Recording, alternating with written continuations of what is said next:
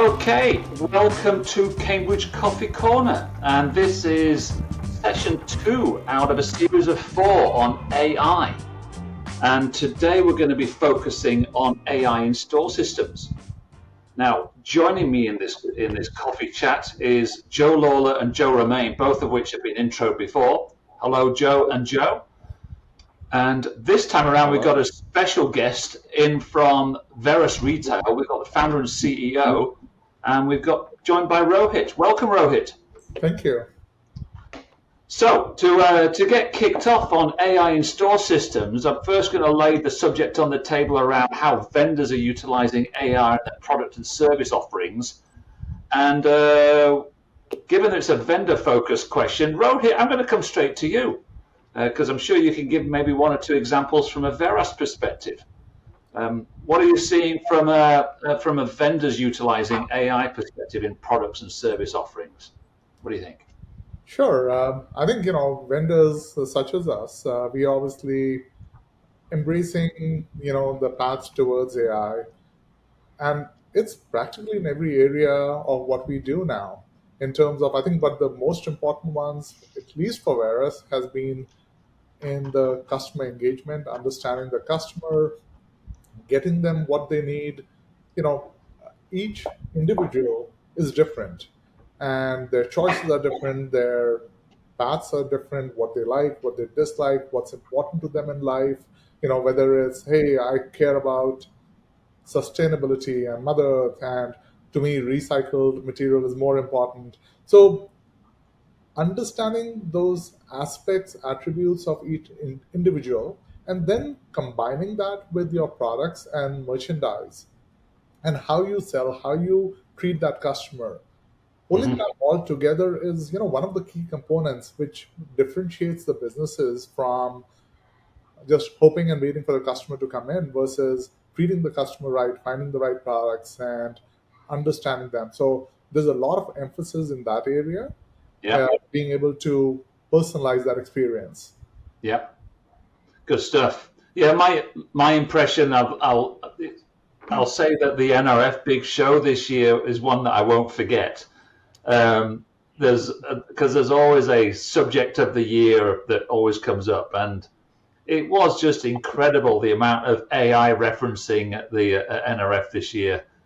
And I'll recall seeing, I think it was an AI generated cartoon that came out after the event, where it was basically just showing AI on every single vendor's board of every single bit of signage. So um, even though it was an AI image, it's an image that's going to stick with me for a while, that one. So let me turn to Joe Romain. What's your impressions about what you're seeing from an AI perspective in service offerings coming out from retail vendors? Yeah. I mean, a lot of it, I think, is a lot is price optimization and loyalty. I think that was just hit on, Yeah, is in the store experience, making sure your pricing matches the market, but also the flavor of the month. And when I say the flavor of the month, the day, I mean, I've heard of companies using AI. Hey, it's a rainy day. We want to get a doorbuster. They'll use that dynamic pricing to yeah, essentially say, hey, let's cut umbrellas, let's cut this, just to bring them in and really build a promotion to that area and show that you're actually part of the community. So that's where I've been seeing a lot yeah, of it. Also, from the operation side, I know there's some tools out there that essentially is taking all the AI, the data points that's being captured through the floor cameras, data points, point of sale, and creating operation checklists and merch lists and stuff like that, hmm, informing employees what needs to be done in real time. So hmm, something's not just sitting out there and out of place, or hey, if something big is missing from an inventory standpoint, they can get on top of it, get it reordered, or reach out to another location. Says, hey, we need a lot of these ball caps. We're sold out over here. Location B doesn't have it. Let's bring it in. So there's a yeah, lot of places where it's being built in. And then basically towards the end is just the checkout. The AI tools capturing, not only theft management, loss prevention, but also age verification, things like that. So there's many ways that it's starting to be built into the customer, but also the yeah, employee journey at locations. yeah, yeah. Good stuff. Any thoughts from your perspective, Joe? Yeah, You guys took all the low-hanging fruit, inventory tracking, payment, trying to come up with a couple others. Another way to view it is the feature is allowing vendors to remain competitive. In a recent survey, I was working with dozens of vendors, and each and every one of them put AI. There isn't a product out there where they're not trying to put that little, emblem or badge on, because retailers just aren't interested to make a long-term investment with a company that isn't also investing in themselves. Yeah. Yeah. Good stuff. Okay, I'm going to move the conversation into the checkout process now, right? And we'll call it reducing friction in the checkout process. Now we've been spending a long time on reducing friction in checkout process, and we can start to talk about the investments in self-checkout, and what happens to a customer journey when it is a self-checkout process. My view is a little bit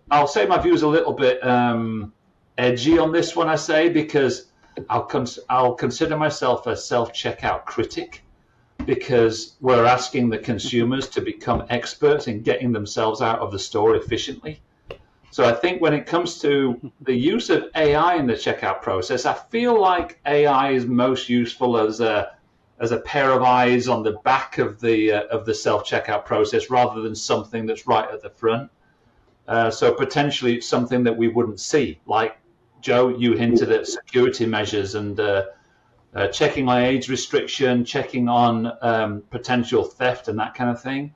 So where AI can really come into its own is really keeping an eye on the checkout process, where self-checkouts are being invested in heavily, particularly in big box stores where it may be a bank and there's only one or two people keeping an eye on the process. So I certainly see AI being really useful there for theft reduction. So I haven't seen you. I'll just throw it on the table. Joe, what do you think? Yeah, I didn't hear a lot of positives in your description of AI I know. checkout. So first you have Big Brother watching you. I hate it. I hate every part. And then they make me, a non-employee, scan my own stuff. And it's no wonder theft is up, because after being stuck in a process for the fifth time, even nuns are thinking, God damn, I'm going to take that, can of tuna fish. That's fine. I'm going to walk out. Yeah. So I think my point is, as customer service and this is kind of battling with AI and self-checkout, it's all an iterative process. Keep getting customer feedback, learn from these experiences, and better it. I like Sam's Club. I like going in there and getting their $1 hot dog. They removed all the registers, and they wanted you on the app, plugged in with AI, and move them through the process. And there was an angry line of people fiddling with their phones and people leaving. So what's interesting about that is 2 weeks later, I returned, still wanting a hot dog, but resigned that I'd never buy a hot dog.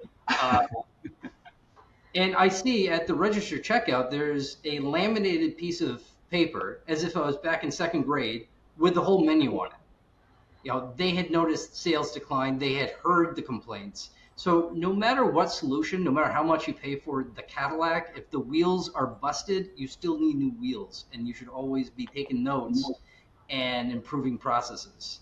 Yeah, excellent thoughts there, Mr. Lawlor. Thank you for that. Rohit, what do you think? I think, to some extent, what you started off with, a checkout process is, okay, I need to scan the items, pay, and get out. It should be fast, efficient. You don't want to add too much complexity. But when things do go wrong, whether it's age verification, whether it's somebody returning and you want to check for fraud, but understanding the customer's preferences, do they want an email, do they want text message, all that kind of ties in. But at the end of the day, I think majority of the stuff that comes from an AI perspective is behind the scenes, Yeah. tackling the fraud, tackling but just creating a better experience at the end of the Yeah. day. But vision-based checkout, that certainly is a big part of. I think 2 years back at NRF, everybody was showcasing that, hey, I can scan an orange and I can scan a can of Pepsi. That obviously fails miserably sometimes when it's a pair of jeans kept with a label down, then you really can't tell which jeans that is. So it's got some learning to do, but between different aspects, as I think we said earlier, people call AI just about anything AI, and AI Yeah. is not just about anything. There are rules and logic, which is traditional. There's machine learning, which is different, and then the large language models that can do a lot more. And then we have to see what fits where and how we can apply it in the right places, Yeah. and that's important. And and ultimately, what's the benefit of it? Yeah. Where are we going to use it, and what is the advantage? And I think being able to find that balance, understand it, use it, makes all the difference in the world. Yeah. 100%. Joe, what's your thoughts on the checkout process? Honestly, and I hear Joe's input on that.